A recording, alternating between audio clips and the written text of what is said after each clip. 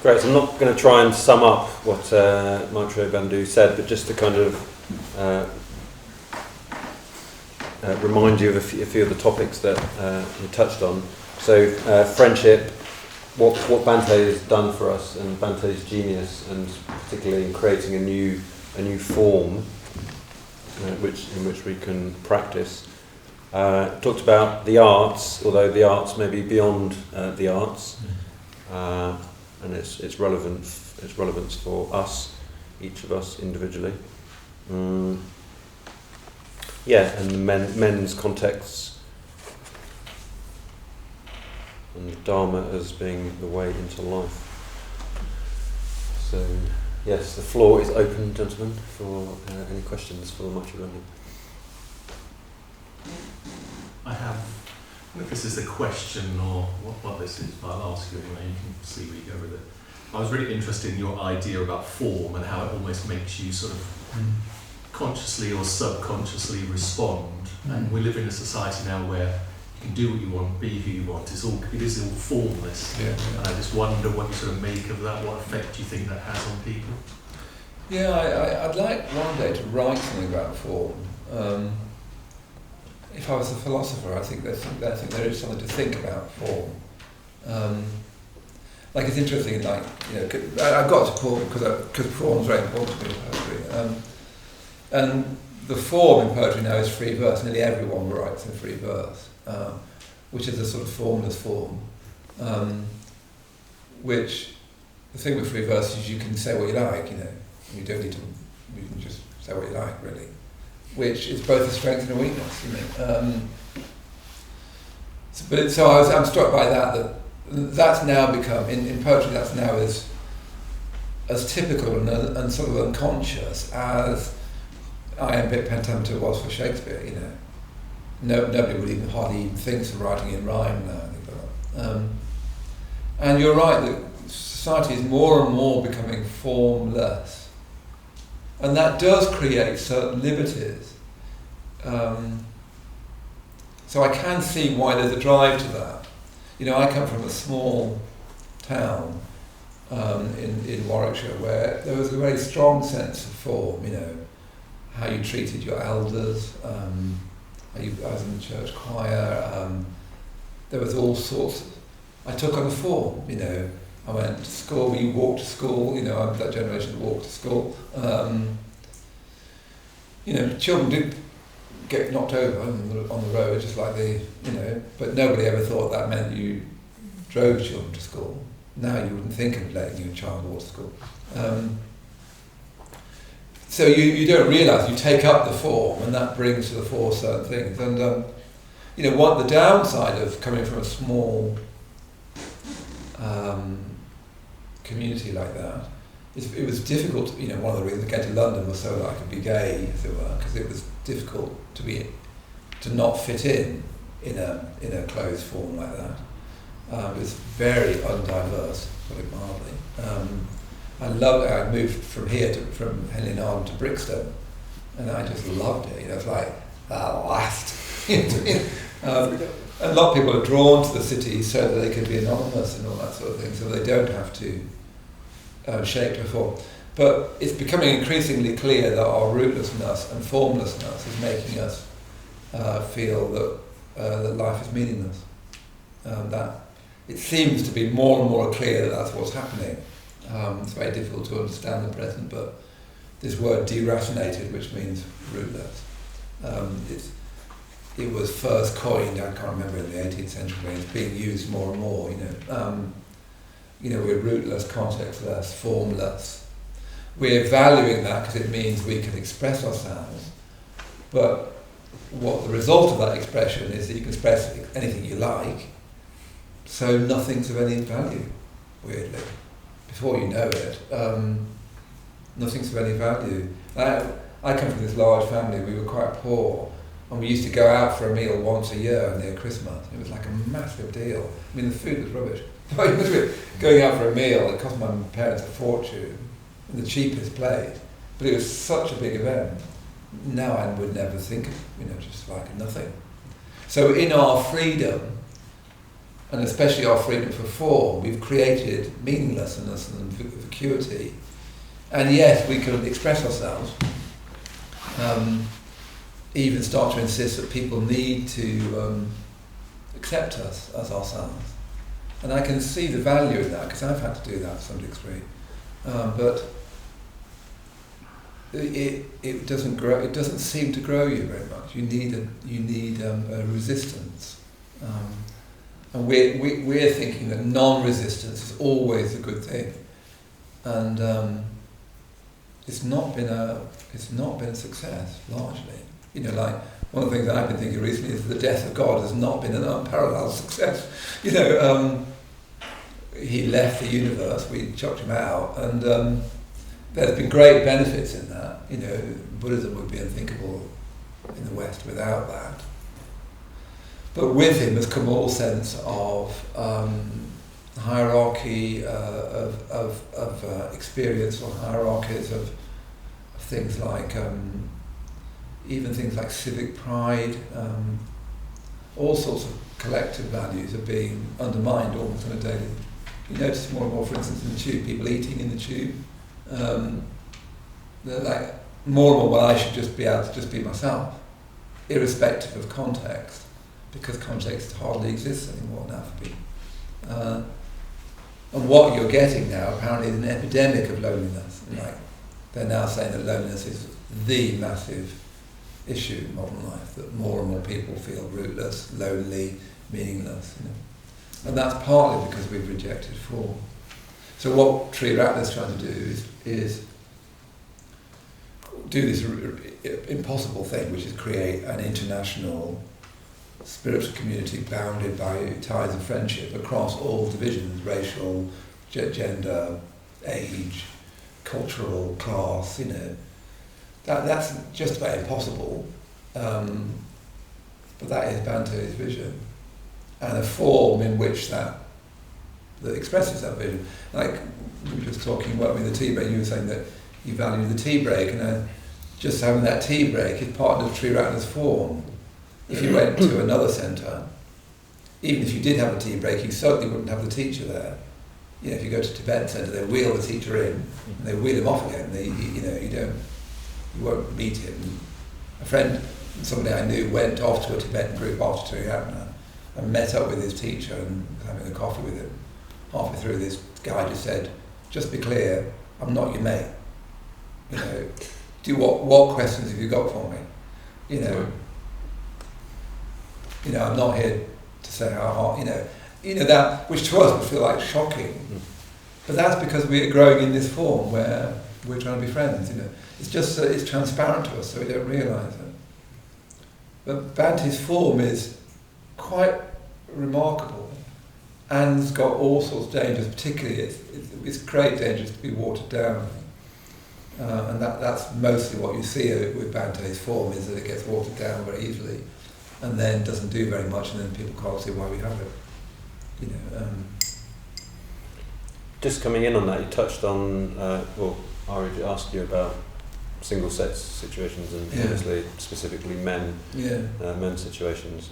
So that's something that could get more or less watered down, isn't it? And it's got much more watered down in my time. Yeah, and obviously that's here we are today as men meeting and hopefully seeing the value in that. You mentioned when you were talking, and Ari asked you about this, about how being in a men's context can help with, I think you mentioned aggression, and maybe something else, like how, could you say a bit about how, maybe in your experience or how you've seen other people kind of work with that, how it's been beneficial? I mean, it's very difficult now to talk about gender. It's weird, we're in a world of gender fluid, but it's actually very, very difficult to talk about gender. Doesn't seem very fluid to me. I believe, and weirdly this is now becoming a controversial belief, that masculinity is an achievement, it's not a given. I mean, I'm not the only one who believes that. I know lots of thinkers believe that. That masculinity is something that you have to earn. It's not. Men don't grow up feeling confident in being a man. it's got a sort of moral position. And of course everyone said, no, it hasn't, but I think it has. I was one of the, RJ called me a tortured soul when I was younger than I was. One of them was, do I qualify as a man? In a certain sort of way. And so I think one thinker says that masculinity is risky and elusive. It is risky and elusive. And it's confirmed only by other men. But that's like, you just won't hear that now, I think. But I certainly had problems with my own. I thought, when I got involved, I thought I was, sensitive, neurotic, tortured. I said sensitive anyway, let's put sensitive twice. Doubly sensitive, because I was hugely oversensitive. And I thought of my brothers as insensitive, cruel, and, blokey, It's not entirely untrue. But what shocked me is that I had much more aggression than I realised. I thought aggression belonged to those kind of blokes, and that I wasn't like that. I was a sensitive kind of gay boy, and I wasn't that bloke, Actually, I'm just like my brothers. I've got a brother now that was so similar, it's spooky. I texted him recently because he was at a violin concert, which is like weird. And I said, you are becoming me apart from the gay. He goes about it, it's like amazing. He looks exactly like me, he just swears a lot more. So I think for me being in a men's context, not a gay men's context, but a men's context, has helped me face up to my aggression and not project it onto certain kinds of heteronormative men, which just isn't true. It's not really even true of them, and I think that's important. I think one needs to. I think men are by nature, you can see there's a lot of unpleasant things said about men nowadays. It seems to be fine to say unpleasant things about men, but men do have natural aggression and natural competitiveness. Like if you want to swim faster, you just swim with someone who's better than you and you'll swim faster. Apparently horses are naturally competitive. That's why you can race them.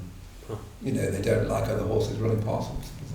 So they go faster. Otherwise it'd be like,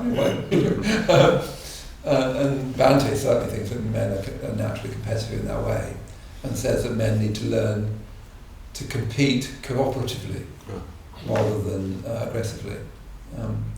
But at the moment, culturally, there doesn't seem much sensitivity to men, to me.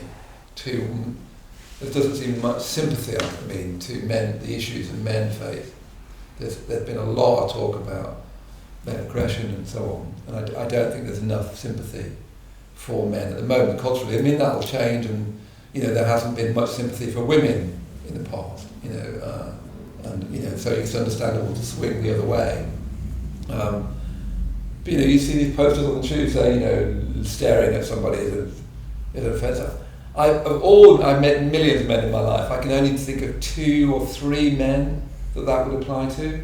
I hardly know any men who are like that, sort of horribly, macho in that way. It might be that doesn't attract it, but, I fear a lack of sympathy with the issues of being a man. And one of those issues is, what does masculinity mean? And how do I feel secure in it? Sex, for instance, for men is nowhere near as straightforward as people make it out to be. It can be very, very nerve-wracking, and there's not much sensitivity for that. Now, what it would be like to be a teenage boy now, I really don't know. Because, it's fraught with, can I touch you, can I not touch you? Am I gay, am I straight, am I bi, am I gender fluid? None of which was very... it must be very unclear now to be a teenage boy what you're supposed to be. Before you even start thinking about porn. Yeah, before you even get to the fact that you're addicted to porn by the time you're 10, usually. Most boys start watching porn when they're about 10. You can see historically, there's been the opposite, until fairly recently, where the ideas about women were absurdly narrow and unsympathetic and cruel often enough. but we've sort of understandably swung the other way. But it'd be nice to can we just try and sympathise with both genders? They both got different needs, I think. I think the difference in gender does make a difference. And whatever, and I know the gender diverse thing is a question, but outside of that issue, the difference of gender does make a difference. Yeah. I mean, it has for me. Great. What else have we got? I was I do have a question, but I'd like to pick up on the theme of what you were just talking about there, and just to say, with regards to masculinity, I was lucky enough to be at Padmaloka a few weekends ago, and what struck me there, and what I've taken away from that Mr. was the gentleness and the kindness. Yeah. It was really heartwarming, actually. Just a little sort of example of that. I was having a little nap on Saturday afternoon, and one of the guys in my room came in a little bit noisily, woke me up, and it was okay. I didn't mind, and I just drifted off to sleep again. And I woke up, and he just left a little bit of chocolate by my bed. That was enormously sweet. It was lovely. So, I think it is an odd path to walk for men. I think I really agree, especially nowadays. My question was that we were discussing earlier. I was very struck with what you were saying about art. And obviously there's lots of, I think there's certainly in this country there's a sort of class side to it. This isn't for the likes of us, that sort of thing. And when you said about the woman being slightly annoyed with you for standing in front of a Cézanne for too long, and I think there's also that which made me think of people are frightened of things that are difficult, so they don't want to spend or frightened investing the time in it. And I will get to my question. You had told us about that Wagner opera you went to that you weren't familiar with, and but with the third act it moved you deeply, and you were saying about value there and values from that. And I wonder if you could talk about that a little bit more. I was interested to hear what you were experiencing there. Yeah, that's very good. But just before I say that, I think one of the issues with the arts, and Rebecca, remember, you don't need to get into it, but is nobody wants to feel like they don't know what to do. It's a horrible feeling. I've got these teenage girls in my life, my partner's daughters, and one of their great issue with learning is they don't want to feel like they don't know stuff, and it makes them feel. You can see as soon as Alex doesn't know stuff, she gets all problematized. I want to say no, that's really good not to know stuff. But it's actually uncomfortable. I have a friend of mine who's Greek, and he was staying in our community, and he's a wonderful musician and very, very capable. And I was talking to him, and he said something, and he looked at me, and I said something, and he suddenly looked really worried, and then he said, I actually don't know what that word means. But he found it really threatening to say so. But I was thinking, well, of course you don't, you're Greek. It's like a very different language. But so there's no objective reasons. Of course he wouldn't know I can't remember what word it was, but probably I was using a colloquialism. And he's a very sort of mature guy, but he found that unnerving to have to admit I don't know what that is. So I think that's one of the things that the arts do, is it makes you feel like I don't know really what this is, so I better not go there. As for what the marriage of value is, no, I don't. I mean, the thing with value is that the thing about value is it's intrinsic, not extrinsic. It's a bit like when you fancy someone, you don't come up with a list. If someone says, why are you so into her? You don't go, well, firstly, she studied Latin, so that's useful. You say, she's got long hair, I like long hair. You never have a list. If you do have a list for why you fancy someone, what that tells you, if you don't fancy them, it tells you that you're having to convince yourself. So what that shows you is that that's an intrinsic experience. You don't need to think about it, you don't rationalise it, you don't need a list that you're sort of filling in. You just think, that person, you don't think at all, do you? So value is a bit like that. It's implicit, not explicit. And when you try and make it explicit, it's like if you look at a beautiful landscape and you say, look at how beautiful that is. If someone says, what do you mean by beauty? It's like someone saying, what do you mean by you fancy her? You just think, really? You just couldn't answer that question, because you have to make it explicit rather than implicit, and by doing so you destroy it. Yeah? You know, if you say, it's beautiful because the light is shining from the high left, which is casting shadow, you think, as you do that, you would destroy it, you know. It would be no longer beautiful. So when we're talking about values, we're always talking about things that are implicit visions, not explicit programs. You know, like sometimes when you bow to the shrine, you know, I remember someone saying, why do you bow to the shrine? Is it because it represents your higher self? Is it a bowing to the historical Buddha? I remember thinking, sort of, but none of it really did it. You know, you bow to the shrine because you bow to the shrine. There isn't an explicit reason, and there's more and more pressure in contemporary culture to make everything explicit. That if it's not explicit and explainable and reasonable, it doesn't count. It's really quite nuts, but it's more and more of a pressure. You know, why practice Buddhism? Here's my, 17 good reasons. Firstly, it lowers my blood pressure. Secondly, it improves my social skills. It's just disgusting. But there's more and more pressure to make everything explicit. So that experience of value, you've all had it.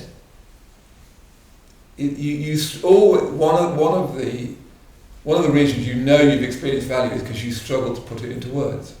That's the experience. You go, it's like.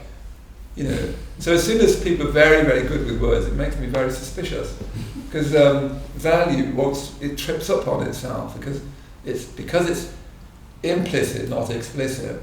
You're then having to translate something which is a whole experience and say it has these bits in it, but the whole point of the experience is it doesn't have any bits in it.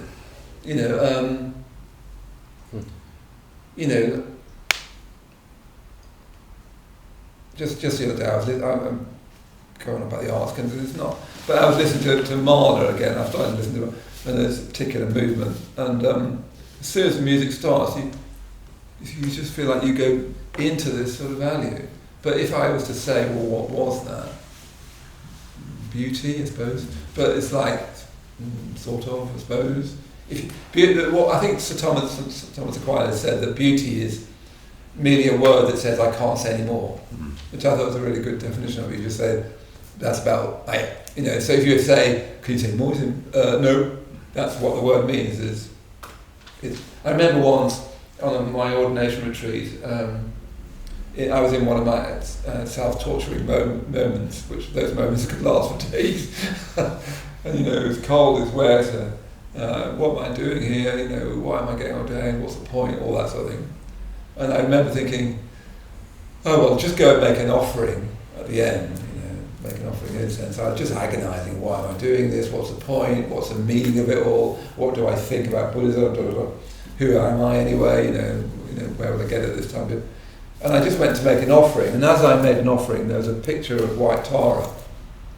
And as soon as I looked at the picture, I just thought, because it's beautiful, that's why I'm doing this. And then, again, that word means nothing else could be said about that. But for me, that's a major motivation. Friendship, because it's beautiful.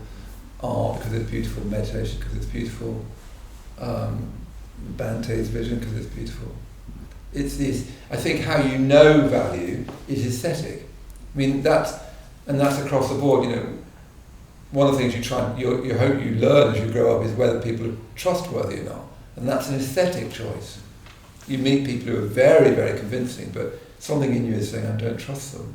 You meet other people who are all over the shop, but you instinctively trust them, and that's an aesthetic judgment. If you see what I mean, you can't abstract it into a protocol to find out who is trustworthy or not. So the perception of value itself is an aesthetic matter. So one of the reasons why Bhante and the Buddhist tradition puts so much value on aesthetics is that you need to train in aesthetics. It's just that aesthetics moral as much as it's to do with objects of art. It's aesthetics is a moral kind of aesthetic sensibility. Is someone trustworthy? Is someone telling the truth? Or are they, someone can say exactly the same thing and one person's telling the truth, the other person's trying to get around you. And you have it, it's an instinct. I remember ringing Alex when she was like 7. I said, anyway, darling, how are you? She said, what are you getting at? I said, I'm not getting anything, I'm just saying, how are you? She said, yeah, but you're normally getting at something. And I was. I was worried about her. And I was trying to find her. Anyway, tell me how you're doing. And she was immediately onto me. And it's not because she's learned about how people could try and slip. She just has an instinct that, oh, what's going on? You're now trying to get something out of me. And people have an instinct for that. It's amazing. She's tiny. And completely right. It's like weirdly perceptive that I was trying to get something out of her. And she closed like a clam as soon as she heard that, You have to try and smuggle it past these incredibly developed millions of years of defences. It's like that with Bhante. Like if you were Bhante and you try and get something out of me and close up like a clam, you could think, I'm not going to get anywhere. But if you genuinely asked him and really wanted to know, he'd be incredible. He'd suddenly say all these things and be incredibly emotional and intimate with you and really there. But if you were trying to sort of poke him, he'd just sort of ignore you. Or look out the window, that was what he used to go to clowns, it was terrible. Great. Yes, question. You kindly shared about your experiences with depression, fear, self-esteem, that sort of thing, and you alluded to the fact that you hadn't realised that self-esteem could be changed. Yes. And I wondered what changed for you in your view of how that could be changed, and what would be your stance on what people can do to improve their self-esteem and depression in terms of the Dharma. Yeah, that's a good question.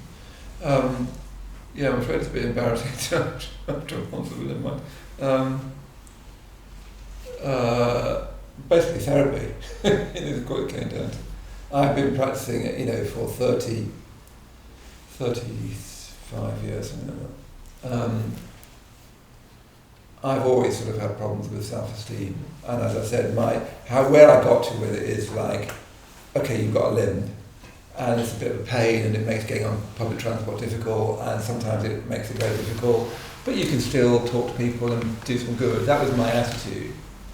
And then I joined the College of Public Preceptors, which was quite a difficult process because you get lots of feedback, and I had quite some unpleasant feedback for a long time, and that's very difficult. And then I entered the college in a bad mood, I'm afraid. Hard to believe, I know. Then when I was in the college, still am in the college, but when I'm in the College of Public Preceptors, I can't be bothered to tell you what that is, but anyway, I just kept getting myself into a state with it, because I kept on wanting to change it, and I kept on feeling frustrated with it, and then trying to express that. Everyone would then sort of be like, what is the problem with this guy? Why is he such a pain, And then I'd get upset, and pretty much every time I'd say I'm going to leave, and then I'd have to embarrassingly eat my words, terribly difficult place. That awful sense of, I've been a twit again, it's awful. Anyway, my good friend Maitreyabandhu said, I think you should try therapy. I was like, oh no, because I haven't done therapy, And I talked about my painful childhood until the cows come home, and I don't believe in that anymore, I don't.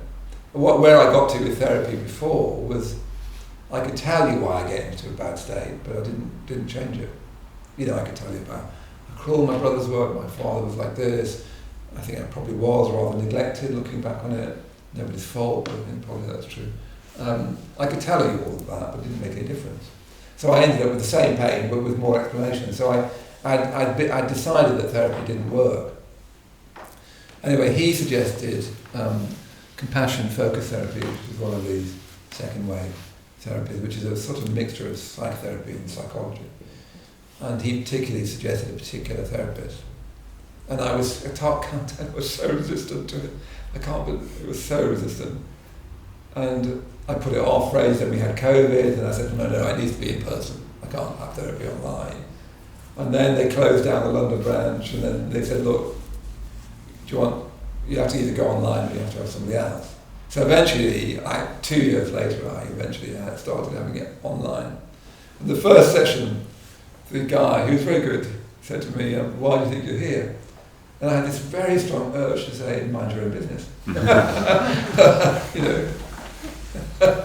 That really strong instinct of mind your own business. And then I thought, no, you literally are his business. You literally are his business. But compassion focused therapy is particularly about that sense of shame. And because what you do is you get into bad states and you feel ashamed for being in bad states, and that makes it worse. And it's more about things you do, like in meditation and so on. And it actually really helped. It was like somebody, he was very empathic. It was really important to me that he said, look, I'm really sorry, but I'm not sure I can pronounce your name. And I said, well, that's your first qualification. If you can pronounce my name, I don't want you as my therapist. I didn't want somebody in our movement. I didn't want any of that. I didn't want to be this person in the college or anything. I wanted somebody who couldn't pronounce my name. And he just was very, very helpful. And I think and then as the usual, I ended up interviewing Paul Gilbert, who's the founder of Compassion Focused Therapy. It's so me. I can't tell you. Most people just have the therapist, they don't go and interview the founder. And then I went to interview him. I feel very grateful. I partly wanted to interview him, grateful to him. I think, without me realising that there's been quite a lot of progress about the understanding of this. And I think many people could benefit from that.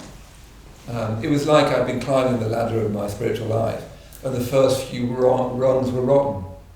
And I kept on getting to this rung and then slipping back down again, and then feeling really bad about it. And you can imagine how humiliating that is when you're in a college, where I'm supposed to be publicly ordaining people, not getting into a big mass, with the college. It's very, very humiliating. It felt like falling back down this ladder.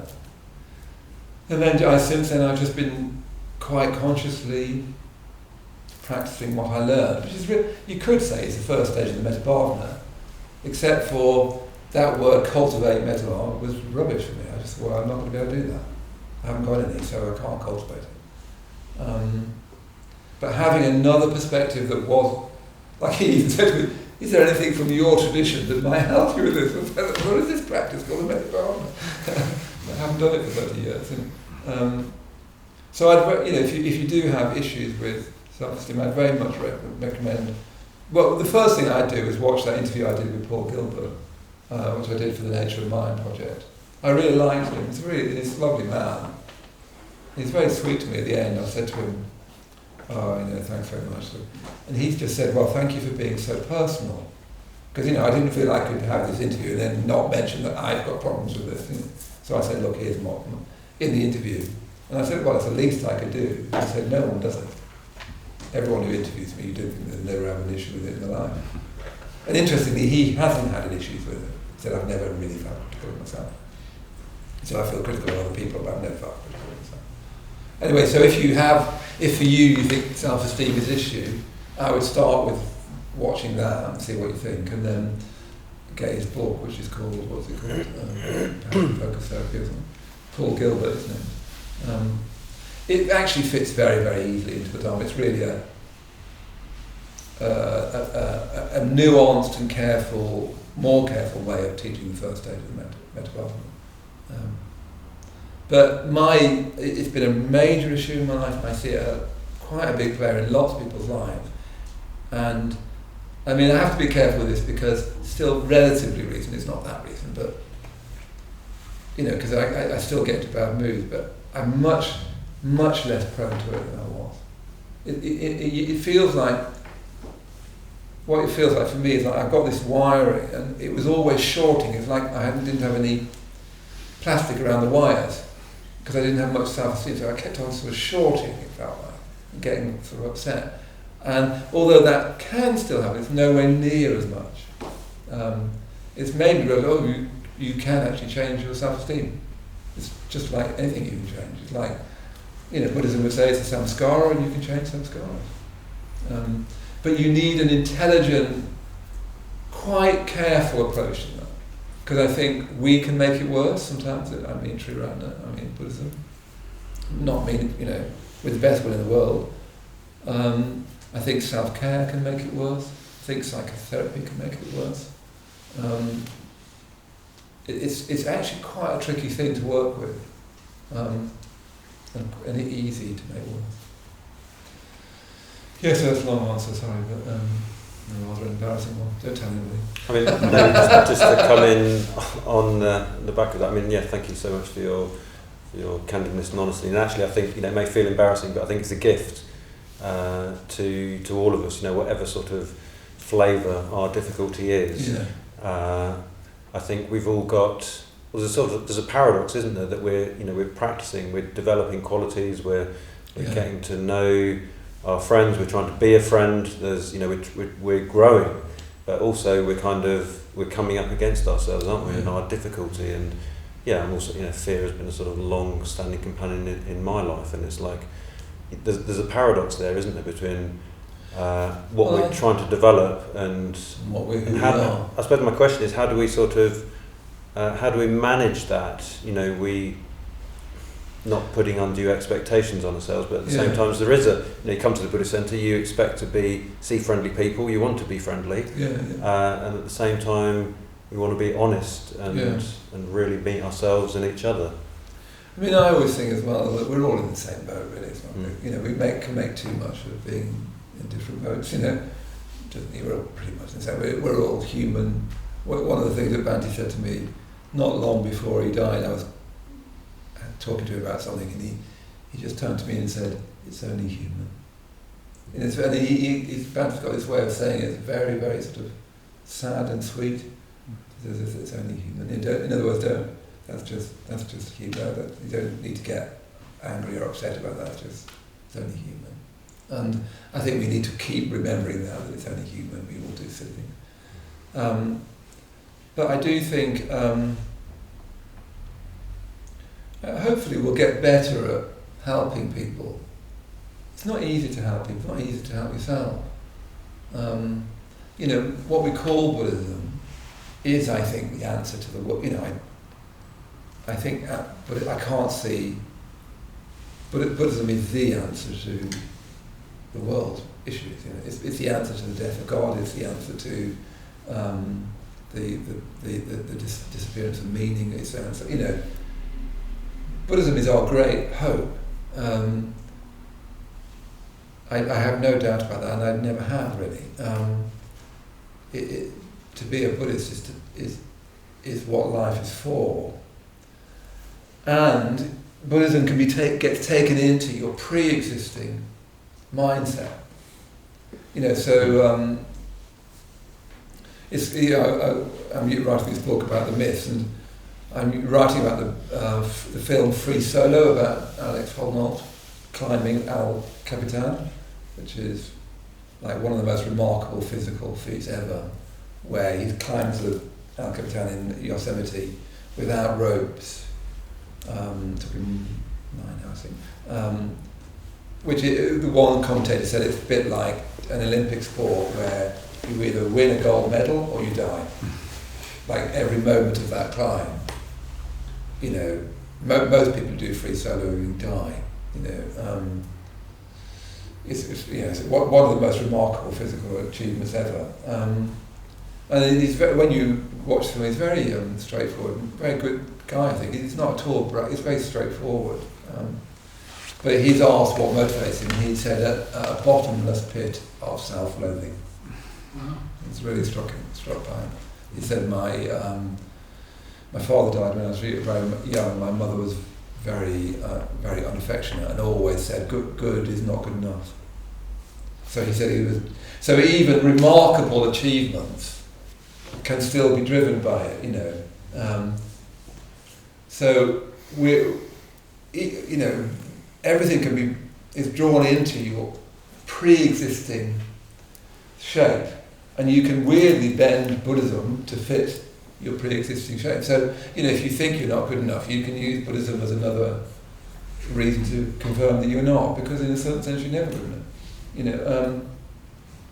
So as we grow as a movement, if we do, I think actually we may be shrinking at the moment, but if we do, and as we grow, and that's to do with the younger ones here, it's not to do with me, hopefully we'll get better and better at articulating that where the universal principles of the Dharma meet the individual person in time and space, and how to actually help that person. And one of the ways I hope we'll get better at that is how to help that person with complicated issues around self-esteem, because it's not just low self-esteem, because along with low self-esteem is also a weirdly high self-esteem. Like one of the issues for me has been flip-flopping between thinking I'm the worst thing in the world to thinking I'm the best thing in the world, to thinking I should be a movie star, to thinking I should be dead, to wanting all the attention, to feeling bad about wanting all the attention. It's not a simple thing of not liking yourself. If it was, it would be quite straightforward. You just say, I don't like myself. Okay, no, just eat more cake. What's the big deal? It's much more tricky. And that's just one of the areas that we might get better at helping people with. Meditation is another massive one, I think. But to do that, we need a really robust community with people with a lot of experience, because you can't learn this. I now might have eventually something to teach about self better after 35 years, but you can't teach these things without experience. How do you get to be a great surgeon? It's by being not a very good surgeon when you were young, I'm afraid. You can only learn through experience. So we'll need a very robust community with people that have, very much dedicated themselves to it for a long time, to gradually get better at the great project of the great compassionate project of Buddhism. Yeah. But I think it's still early days for Buddhism in the West, and it's still early days for Sri Lanka. The question is will there be any later ones? And there may not be, but it's certainly early days. We've hardly started this time. What's in my mind as you're talking about that is friendship. Obviously, friendship needs to stay there with that and deepen, and we can't just have sort of techniques or methods. Yes, that's it's right. got to be a deep culture of friendship. You need someone who says, no, that isn't that. I know you say it is, and I know you think it is, but it's actually you, that. So that thing where you always having to push forward and you want this, that's great on one hand, but it's also you and an issue for you. And you need to look at that issue for you. And only a friend can do that. You won't be able to get that online. But that means taking risks with friendship, and if we're not careful, especially in our online world, we'll take less and less risks with each other. And we'll end up with a kind of flaccid congregation who sort of are nice to each other, which would be useless. I've done that in the church movement. It wasn't a good look. Gosh, time is marching on. I've got time for a very, very quick one. Anyone bursting? I have a question. I'm not sure whether it's a quick or not. Try to formulate it. I think you talked initially about maybe there's some sort of like tension between relationships and friendships. Yeah. What goes in the center, and then talk about Bhante's form. And I'm curious how either fits into Bhante's form and how you see that developing. Yes, I think that's a very important question. I've been in a relationship, sexual relationship, since before I was a Buddhist. So, I met Gary when I was 24, not long before I came to Buddhism. And he's now had 2 children, and I'm as near to a father as I've ever dreamed of being. My joke is I literally didn't do anything to deserve it. I literally didn't do anything. And now, I've got a teenager wanting me to help her with her art homework, which is where I'm going now. And helping her with her art homework means doing it whilst she does her nails, usually. Worrying about her hair. She spends most of her time in the bathroom now. So I mean, there's lots to say about it, but in brief, how I think of it now. I mean, I live in the community, I live with my friends, I don't live with Gary, I've never lived with Gary, I've never lived with girls. That's my choice, I didn't choose not to live with Gary and I didn't choose not to live with the girls, I chose to live with my friends. And that's had these wonderful consequences, and it's meant I could have been more of a father than I have been. And I sort of regret that, and that's the choice I've made. It's like an artist chooses to paint. They don't choose then not to go out much, it's just that they've got to paint. So your commitment shapes your life, I didn't choose not to live with the girls, I chose to live with my friends. But how I think of it now is I've got all these loves that kind of pull me apart. I've got my love for Gary, I've got my love for the girls, I've got my love for my friends, I've got my love for the Dharma, I've got my love for poetry. Surely one wants as much love in one's life as one could possibly have. And then I have to find a place for them all. And that's an uneasy balance. At my worst I can feel I'm never there for anyone. I'm not there enough for my friends, I'm not there enough for the girls, I'm not there enough for Gary, I'm not there enough for writing. Writing has become, not just poetry, but writing generally has become a massive thing in my life. So at my worst I can feel like I never give anything enough time. At my best I just feel I've got all these loves in my life. That yes, they pull me in different directions. But like the girls in my life, I was creating a new love in my life. I never expected to feel such love for children, never felt that before, I never expected to feel it. Along with that comes attachment and fear of what could happen. What you don't realise when you have children is you give birth to fear. You suddenly start having all these sort of horrible thoughts about what could happen to them. So I never expected that. So all of us have got to somehow, we've all got different loves. And you're always in this question of how do you weight that? And some people choose to weight it towards living with their partner and their family, and I think that's right. Some people choose to weight it toward living with their friends and living communally, and I think that's right. A healthy Sangha needs both. The danger of our Sangha as it goes on is that less and less people will choose to live in communities and so on, which will mean that the Sangha will lose weight, if you see what I mean, and then become more and more like a congregation. But you can't do that because you should. All of us have this life, and it's difficult, this life. We gave you the manual, and you have to sort of do what you think's best, and you hope that something else is working through you. But I'd like to think that we've all got different loves, and we're all in the business of how can I live a meaningful and valuable life and have these loves, but not, the danger of a family life is you just get swallowed up by it. The danger of not having a family is that you never grow up. I've seen that as well. If only we could all think, okay, everything we do has got pros and cons. Let's try and get the best out of this whole community. But yeah, let's have as many loves in our life as possible. That's a bit trite because it's not as easy as that. It's always an uneasy balance. But then that's all right, isn't it? That's how I see it now. Well, Maitreyabandhu, thank you very much indeed. We'll have to leave it there for today. Thank you very much for coming and sharing yourself so fully, talking such a wide-ranging way, very stimulating and also very, very touching.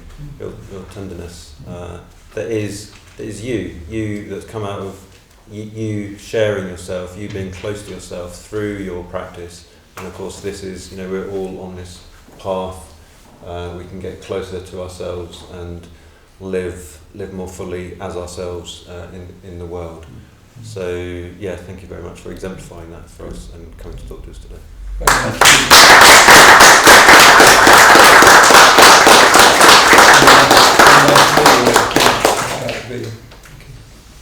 Just before we finish, just to say a couple